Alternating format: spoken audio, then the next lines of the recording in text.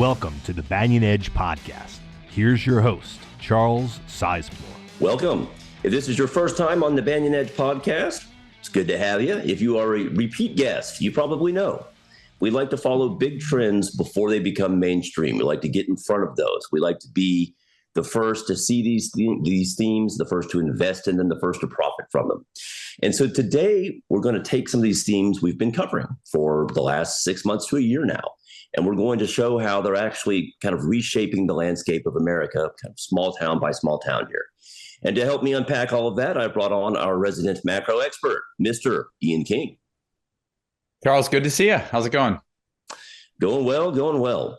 So, Ian, you've been really ahead of this de-globalization trend. You were one of the first analysts I've seen to talk about how this big trend of the last 40 years, or really more, if you want to go back to really the end of World War II, we had a one-way trend. And that trend was we were going from more kind of atomized local economies to this globalized, big global economy. Globalized global economy. It's a bit redundant, but that was the trend. Going from kind of the world was getting flatter, and you remember that book, "The World Was Flat" by Thomas Friedman.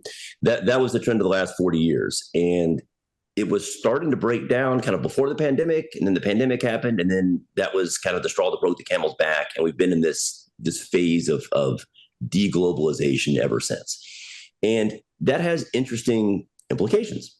Because as those old trade links, I can't say dissolve, they're not, that seems a bit extreme, but as they are de-emphasized and new trade links are created, things are brought back home, it creates new dynamics. Mm-hmm. So one of those was this boom in, I can't say across America, but certainly in assorted small towns in America, we are seeing the fruits of this.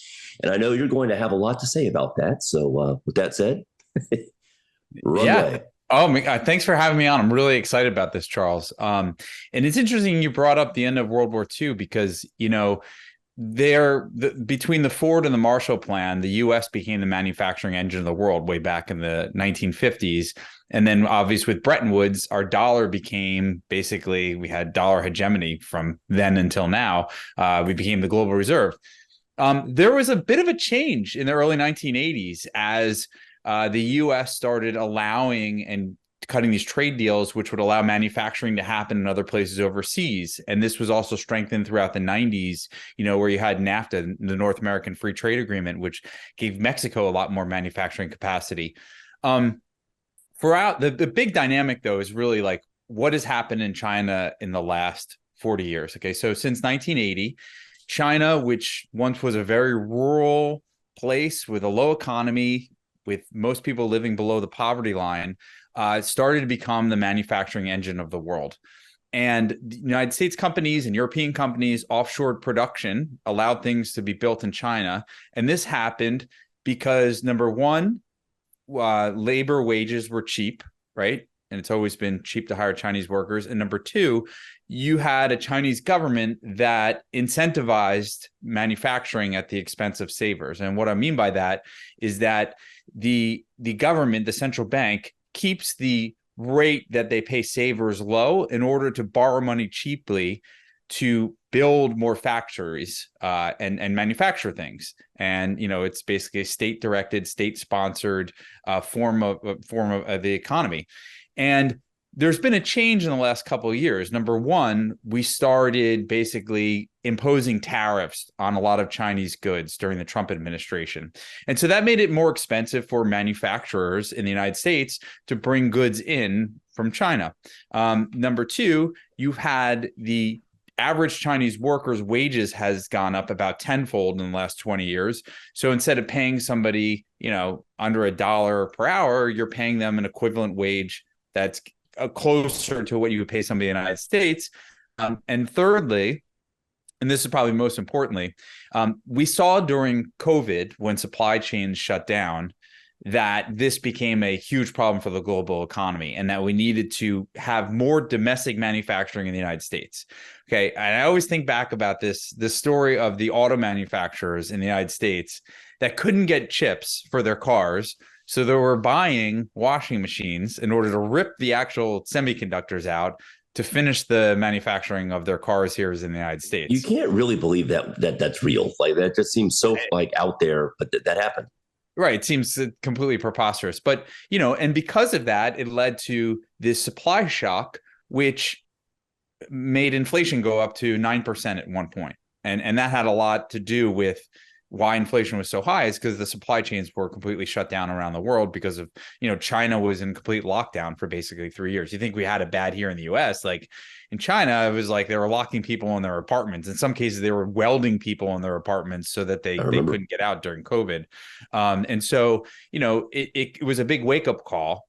And to me, this is like a big change in the tide, right? The tide has been going out into China and other areas of production for the last 40 years.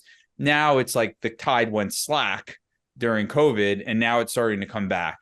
And the way we see this, Charles, is if you look at, and I'm going to show everyone this chart, manufacturing construction spending in the United States is triple the level that it was during the 2010s. So during the 2010s, you had a period of underinvestment in manufacturing in the United States. That has completely changed. And the reasons for that are we've had the CHIPS Act, obviously, which you know of. The infrastructure law is another one, and the Inflation Reduction Act. And I don't want to get too much into the politics of this. You may disagree with the fiscal stimulus that's happening in the United States. People may disagree, but numbers are numbers, and the numbers speak. Numbers are numbers. And look, here's the deal. Don't let your politics get in the way of making money. Like, for me, it's like, I don't care. Like, maybe I don't agree with Biden or what the current government is doing, but there's an opportunity to make money here. So pay attention to that first and foremost. I mean, there are a lot of people who didn't agree with what Trump was doing, but they're able to profit on the things that he was doing. And so this is what I'm trying to tell people right now. There's an opportunity here because construction spending has tripled over the prior levels. And we're seeing lots of small and mid-cap companies that act as basically servicers to this industry. And their futures are drastically improving basically overnight because of all the money the government is spending. Okay, so we've prepared a presentation. Let's dig into that for a minute. But you bring up a good point. So when people hear about this boom in tech spending, they immediately think, oh, AI, chips, we're going to invest in chip makers. And there's nothing wrong with that, of course. There's a lot of opportunity there. Mm-hmm. But what you're talking about is the boom in construction that will make all of that possible. So it's really almost more of a pick and shovel approach. So, you're not necessarily, I mean, you are looking at the underlying tech, but in this particular angle, it's more, hey, this chip maker or that chip maker could be the winner. That actually doesn't matter.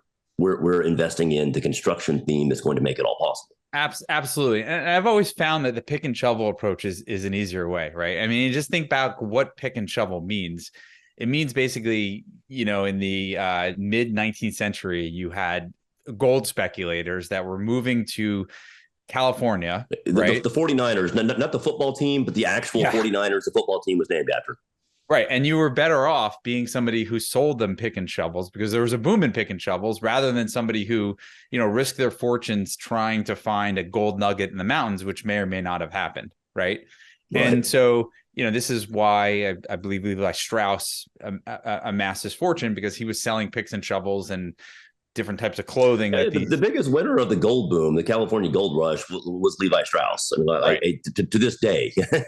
Yeah, he was selling all the dry goods. So it didn't matter whether or not somebody found gold or not. They were buying their dry goods from him in order to go try to find gold. So I think that there's another gold pick and shovel opportunity here with a number of companies.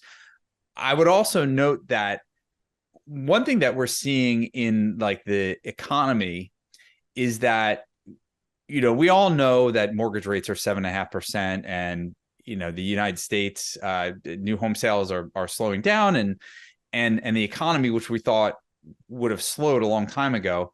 But I looked at the data up until June, we hired 196,000 new construction workers because of this spending that's happening.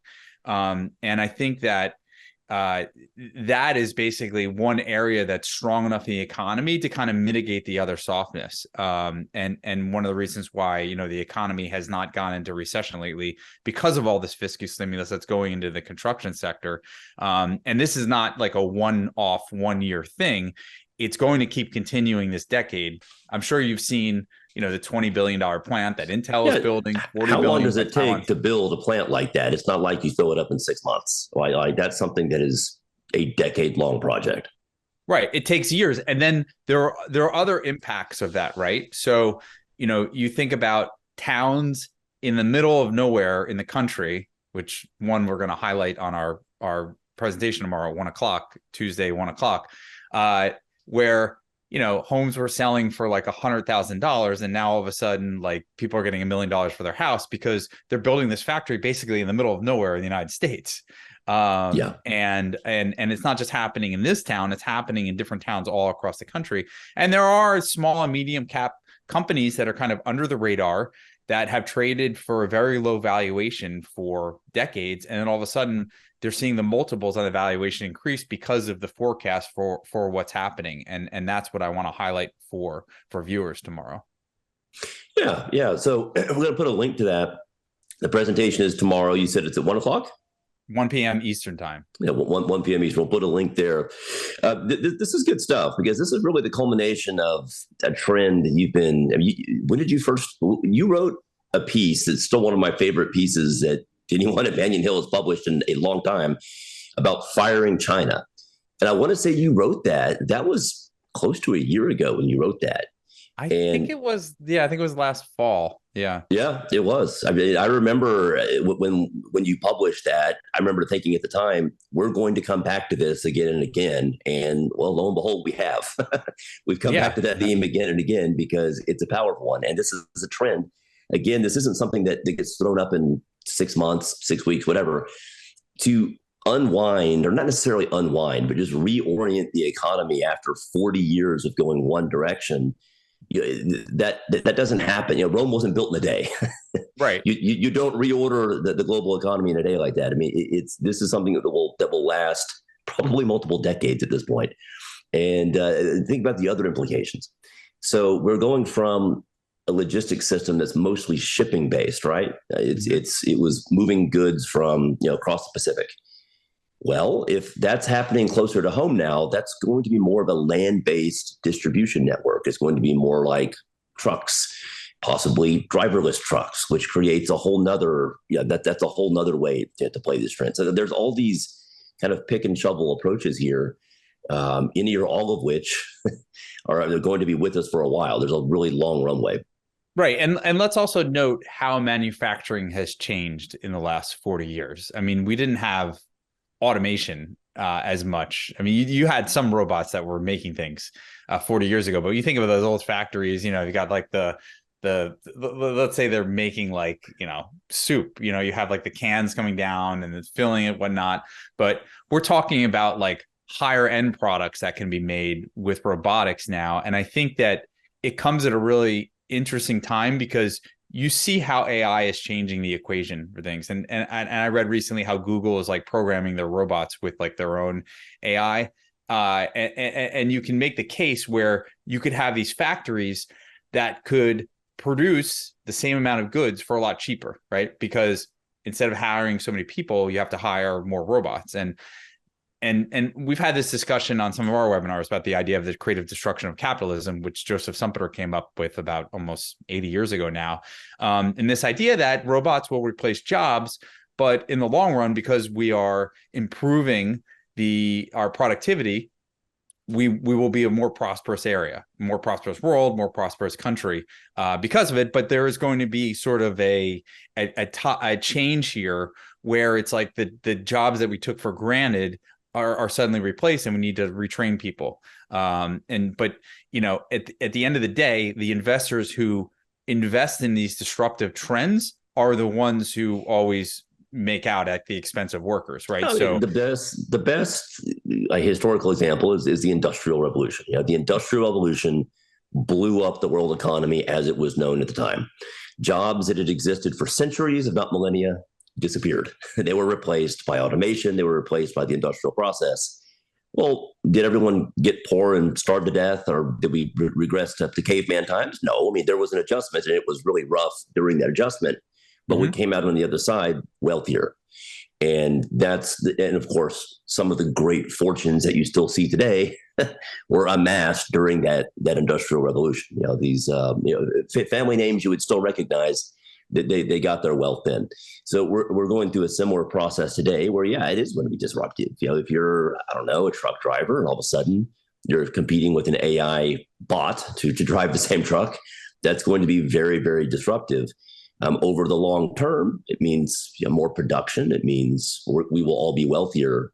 But if you're the actual investor, we'll be wealthy in the sense that we have more productive economy, but the real wealth will be made by the people that invest in these technologies.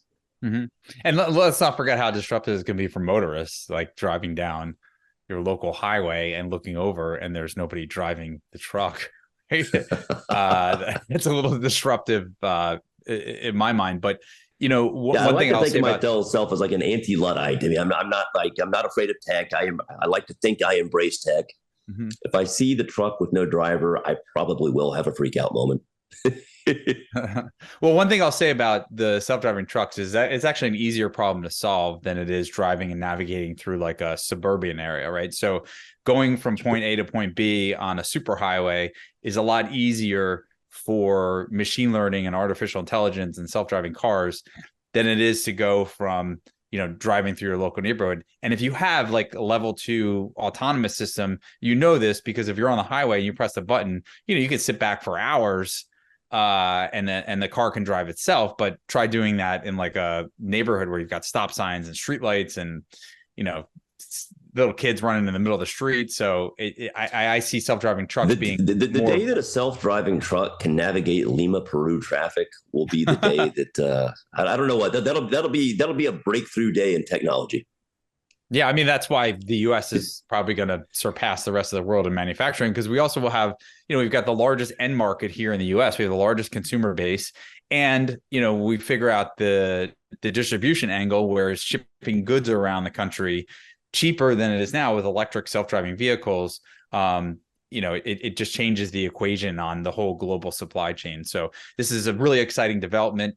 I would say probably in my career, there's been 4 or 5 big like seminal moments that I've seen that are trends that you can invest in that are going to last 10, 15, 20 years.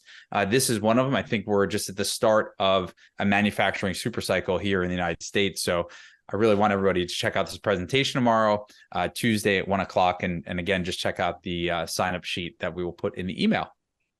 Very good. Very good. So Ian, we're kind of bumping up on our time, but I will repeat what he said here. The presentation is tomorrow. We will put a link to it. This is a big deal. These are trends that, as he said here, we stand to benefit from them for decades into the future. So this is the time to be familiarizing yourself with the material. Yep. So that presentation is tomorrow. We're putting the link below. Yeah.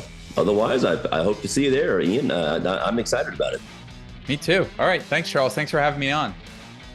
Thanks for being on, and to our viewers, thanks for joining us today. Please join us on the presentation tomorrow. And until then, go out and make yourself some money.